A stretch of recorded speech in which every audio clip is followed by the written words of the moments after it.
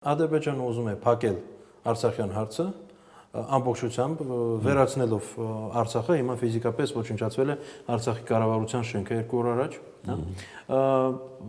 ոչնչացնել նաև ղեկավարներին, իդեպ հիմա փորձում են նաև Հայաստանից բերել մարդկանց, որպեսզի այդտեղ դատեն։ Եվ ես ցավոք սրտի այն քարոզչությունը, որը տեսնում եմ իշխանական լրատվամիջոցներից եւ իշխանամետ տարբեր բլոգերներից, ինձ չի տալիս վստահություն, որ նման քայլի չի գնա Երևանը, հա։ Այսինքն, օրինակ, այն մարդիկ, ովքեր դատվում են Բաքվում, դատապարտվում են հայկական լրատվամիջոցներում որոշ դեպքերում, հա, որը իհարկե անընդունելի է։ Այսինքն, մենք ստեղ գործ ունենք շատ թյուր հասկացության հետ էս խաղաղ գործընթացի, որտեղ հայկական կողմը ոնց որ միակողմանի զիջում է ամեն ինչը, եւ այսինքն պատրաստվում է նոր կապիտուլյացիա ստորագրելու։ Շատ եթե իրադարձությունները իրենց անունով կոչեն։